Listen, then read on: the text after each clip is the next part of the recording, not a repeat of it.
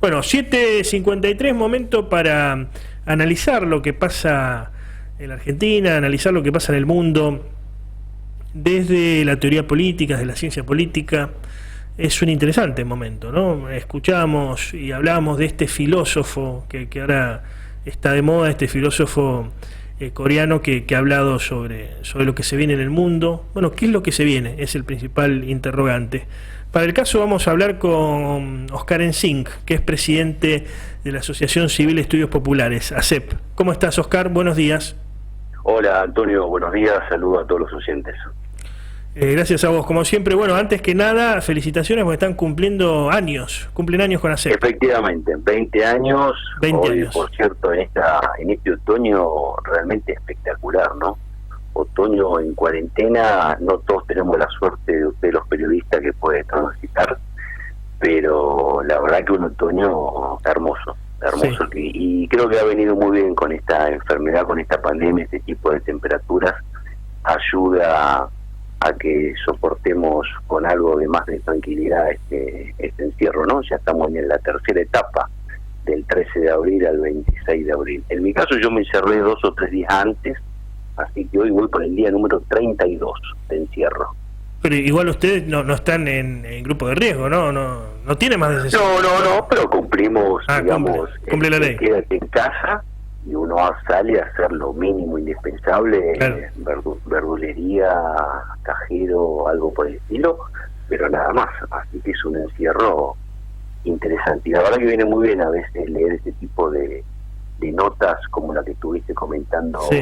de ayer en este momento, es muy, muy interesante. Pues es un momento, creo, bisagra en el que Exacto. vamos a tener a partir del levantamiento de la cuarentena. Sí, para los que nos gusta la historia son esos momentos de transición, ¿no? Donde algo no termina de morir y algo no termina de nacer, ¿no? No se sabe bien qué es lo que pasa, es como una mezcla, ¿no? Una mezcla.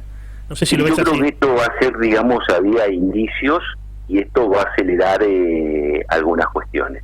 Claro. El tema de los que nos gusta, digamos, las libertades individuales, efectivamente el artículo lo trata muy bien. A ver, la experiencia personal mía, cuando voy a un aeropuerto, uno comienza a sentirse con cierta medida de seguridad, casi está mirando como diciéndome que me robé, a quién maté, qué Claro. hice, ¿no? Porque uno empieza a tener esa sensación. Bueno, yo creo que a partir de esto, esa sensación, que antes teníamos esta sensación, ahora realmente va a empezar a profundizarse eso. Porque si antes teníamos un escáner, ahora creo que vamos a empezar a tener 2 o 3 escáneres con el tema de temperatura y ciertas cuestiones. Uno, la verdad que es absolutamente inocente si su cuerpo puede tener grado más o grado menos de temperatura, ¿no? Entonces me parece que hay algunas cuestiones de sensaciones, de libertades, que realmente van a pasar a ser más que importantes, creo Claro. que van a pasar más a la psicología social que a otro tipo de cuestiones. No, pero además pensaba en el ciudadano promedio, clase media, digamos, ¿no? Para definirlo de alguna manera. Generalmente el ciudadano promedio argentino es muy consciente de sus derechos individuales, del republicanismo, de la división de poderes. Bueno, se ha visto en diferentes manifestaciones contra diferentes gobiernos en el último tiempo. No me lo imagino viviendo en un estado cuasi policial. A ver, no somos los asiáticos, no estamos acostumbrados. Y que, a ver, más allá del confucianismo, creo que los asiáticos, digamos, también por una cuestión religiosa del confucianismo, tienen ese deber muy impregnado en su vida. Vos acordate que, a ver, el continente americano, más allá que muchas veces lo vemos por la película de Hollywood, de Estados Unidos, es un continente en su gran cantidad de inmigrantes europeos, italianos, españoles, polacos, alemanes, huyendo en muchos casos de hambre, de guerra, etcétera. Por lo tanto, el sentido de libertad que no tuvieron por Claro. ese momento, por la guerra, por el hambre o por lo que sea, por lo tanto está en nuestro ADN ese sentido de libertad. No se hubiesen quedado en el continente donde estaban los problemas. Entonces, No, pero además en muchos casos ácratas o con ideologías antiestatistas, digamos, que eso queda de generación en generación, quizás no en su forma original, pero va quedando esa cosa, ¿no? Como que el argentino dice, bueno, yo hago lo que quiero, ¿no? De alguna manera. Eso queda. Quizás acá tenemos un exceso en ese sentido, el que yo hago lo que quiero, pero en ese sentido que te estén controlando Ahora yo creo que a corto plazo no se va a poder subir a un avión si en el termómetro, el escáner, no te da cierta temperatura, por ejemplo. Claro. No solo pasando ante los escáneres de supuestamente explosivos, armas, drogas y no sé cuántas otras cuestiones. Lo cual realmente va a haber que casi prepararse psicológicamente para subir un avión cuando empiecen los vuelos, vamos a suponer que en agosto o septiembre, o ese tipo de cuestiones.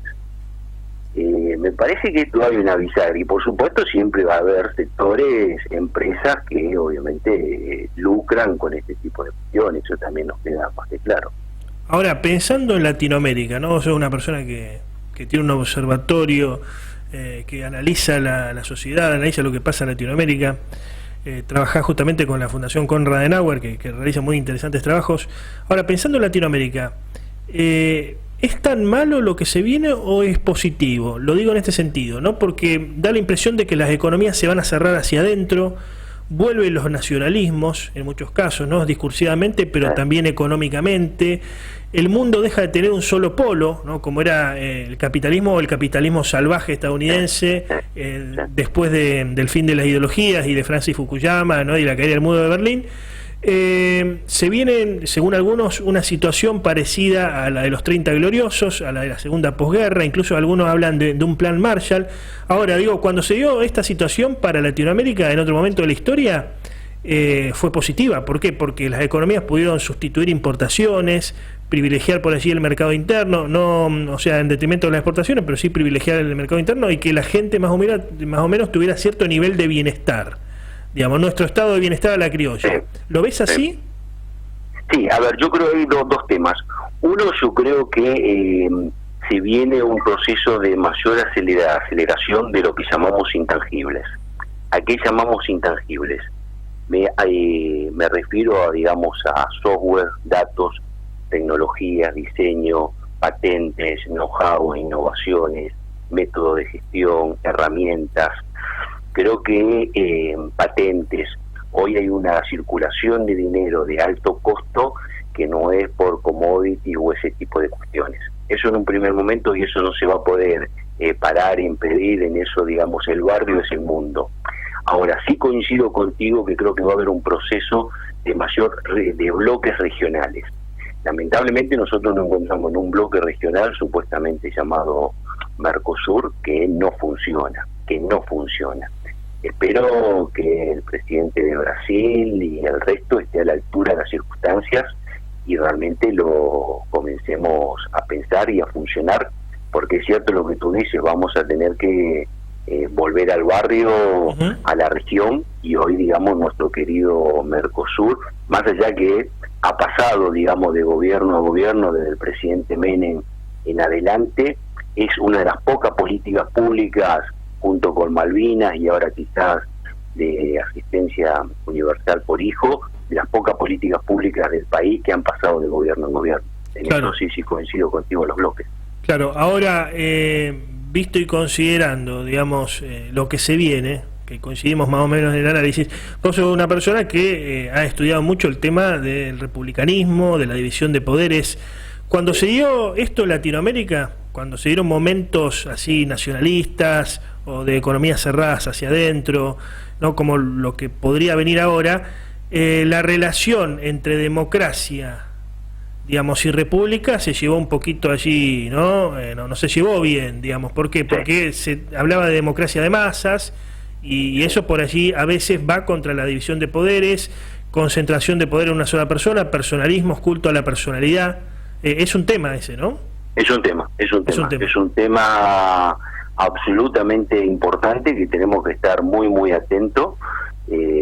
Siempre esa supuesta tentación en el ADN humano a la concentración del poder. La tentación autoritaria, dirían algunos. Y la tentación siempre parece que es importante, que es interesante, ¿no? Y incluso, digamos, hay un núcleo importante en la política, no solo en la Argentina, de aplaudidores, y un circuito que le sirve, que vive de esas cuestiones. Por lo tanto, creo que todos los que nos consideramos absolutamente democráticos y creemos en la República, creo que aparte es uno de los ítems más importantes de la fundación que tú la mencionaste, a mi entender la fundación más poderosa, más potente a nivel político del mundo, que es la Fundación Konrad Adenauer. ¿Por qué invierten en política en este caso? Dada la experiencia autoritaria, fascista, nazista que ellos sufrieron, realmente han decidido invertir para que eso no vuelva a suceder nunca más, ni en Alemania ni en el mundo, en la formación política, lo cual es un ítem fundamental y lamentablemente en nuestro Estado argentino, más allá que es cierto que puede haber otras prioridades, quizás no ha invertido en la formación política en la medida de las necesidades. ¿No somos adultos políticamente, se puede decir? Yo creo que estamos en tránsito, aún no lo somos. Muchas gracias por el contacto, Oscar, y a cumplir 20 años más como mínimo.